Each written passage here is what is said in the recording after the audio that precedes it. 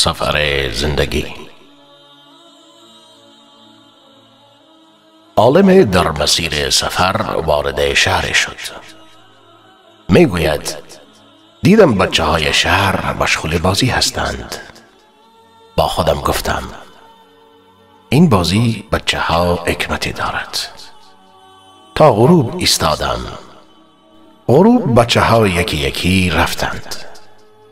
یکی از این بچه ها خانهشان نزدیک میدان بود. درب خانه را زد. مادر، منم، در را باز کن. مادر صدا زد. باز نمی کنم. چرا مادر؟ چون که هر شب دیر میایی با لباس های کثیف و پاره که هی باید بشویم و بدوزم. من دیگر خسته شده ام.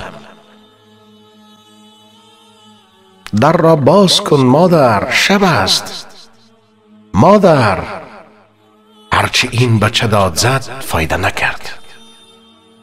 پیش رفتم. در را زدم. مادر در را باز کنید. من یکی از علما هستم. مادر در را باز کرد. مادر، این بچه را برای چی به خانه را نمیدهی؟ گفت برادر، خسته ام کرده. از بس که هر شب دیر خانه می آید مرا خسته و افسرده کرده. با بچه گفتم با من قول میدی که دیگر شبها دیر نیایی؟ لباست را آلوده نکنی؟ گفت بله. گفتم برو خانه. بچه رفت داخل خانه. صبح که آمدم در کنار میدان منتظر شدم. دیدم درب آن خانه باز شد.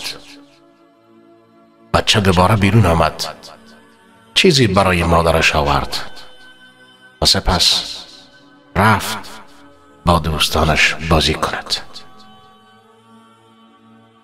یادش رفت که دیشب شفاعت شده بود. دوباره تا غروب بازی کرد. تمام روز بازی کرد. حالا دیگر شام شده بود. با دوستش گفت می توانم امشب خانه شما بیایم؟ دوستش گفت نه بابا، پدرم راحت نمی دهد. خودم را هم به زور اجازه می دهد تا داخل خانه شوم. با آن یکی دیگر گفت امشب من بیایم خانه تان؟ گفت نه، نکنه می خواهی مادرم ما را بکشد. هیچ کسی بچه آلوده را خانه اش نبرد. هیچ کسی نمی خواست بچه آلوده را به خانه اش ببرد. با غصه و ترس یک نگاه کرد به درب خانه مادرش. طرف خانه رفت. چی کار کند؟ راهی دیگری ندارد. هرچی در را زد مادر اصلا پشت در نیامد. این زن قلبش را آتش زد. دیدم مادرش رفته بالا پشت بام. از آن بالای بالا به بچهش نگاه می کند و هی اشک می ریزد.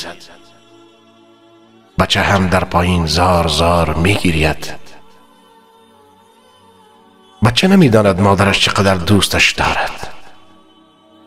بالاخره وقت آدم نمی شود چی کارش کند؟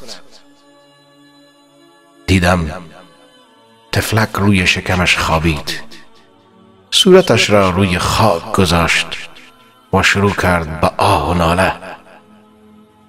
مادر این صحنه را دید، نتوانست تحمل کند.